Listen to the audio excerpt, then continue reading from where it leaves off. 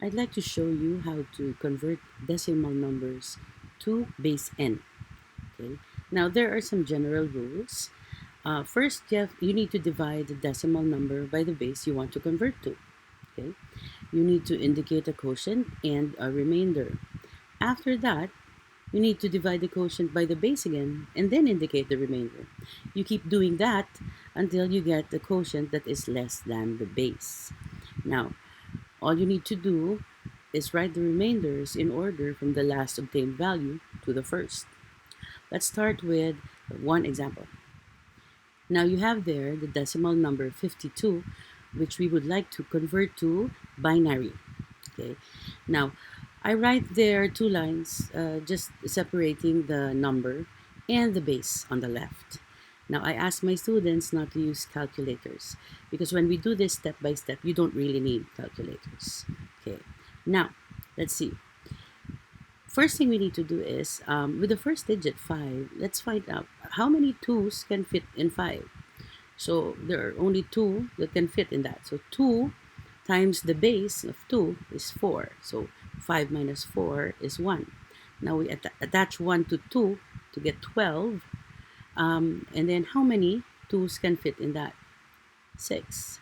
So 6 times 2 is 12. So 12 above minus the 12 that you got will give you a 0 remainder. Okay. Now, again, let's divide 26 by 2 using the same process.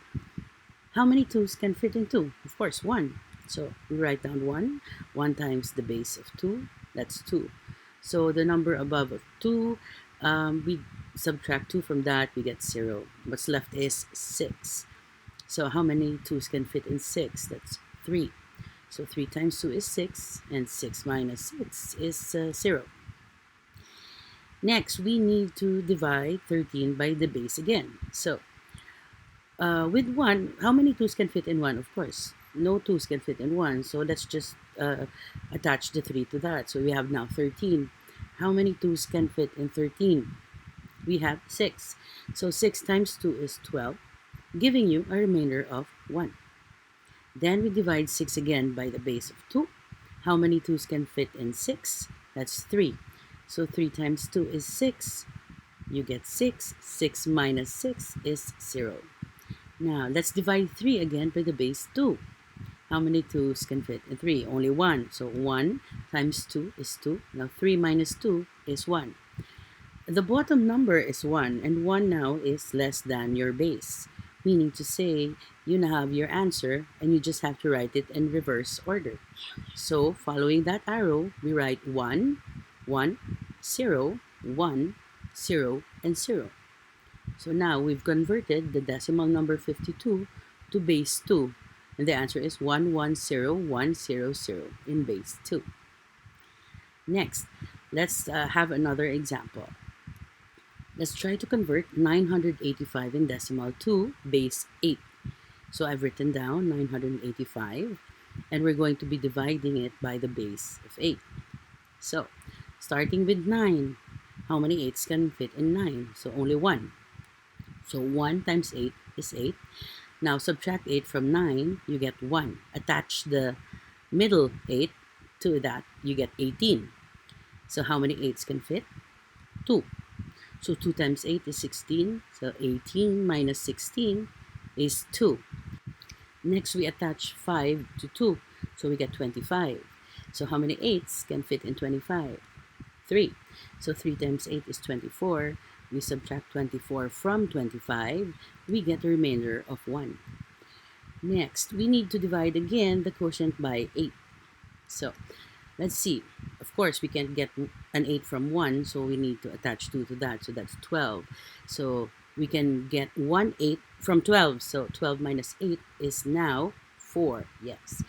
So we attach the 3 to that to get 43. How many 8's can fit in 43? 5. So you multiply 5 by 8 to get 40. Subtract that from 43, and you get a 3. Now, we have to divide again 15 by 8. So how many 8's can fit? Only 1. So let's multiply 1 by 8 and subtract 8 from that 15 to get a 7. Now that bottom number 1 is actually less in value than 8. So now we have our answer. So we write it down in reverse order, starting with 1, 7, 3, and 1. So there you have it. You now have converted 985 in decimal to 1731 in base 8. My last example is in hexadecimal. So we're supposed to convert 2853 in decimal to base 16 or hexadecimal. So let's start with 2853 below, divided by 16. So let's start with 28. How many 16s can fit in 28? Only one. So 28 minus 16 is 12. Now we attach 5 to that, 125. Now how many 16s can fit in 125? A 7. Now 7 times 16 is 112. For those of you who are not using a calculator, my tip would be to simply multiply 7, for example, by 6 to get 42, then multiply 7 by 10 to get 70. 42 plus 70 is 112. That's how I do it anyway. But again, let's go back. So 7 times 16 is 112. So you basically have 125 minus 112. So you're left with what? 13. So 13, add 3 to, well, attach 3 to that, you have 133. How many 16s can fit in 133? 8. So what I do again is 8 times 6, 48. 8 times 10 is 80. That's 128. So you have 133 minus 128. The remainder is 5. Now, let's divide 178 again by 16. So how many 16s can fit in 17? Only one. So 1 times 16 is 16. So subtract that from 17, you get a 1. Attach the 8, you have 18. And how many 16s can fit in 18? Only one. So 1 times 16 is 16. Then you subtract that from 18 to get 2. Now, when you look at 11, 11 is now less than 16. So we have to stop.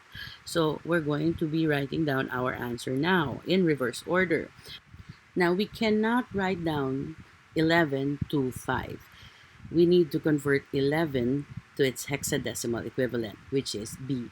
So we write down the answer as B to 5.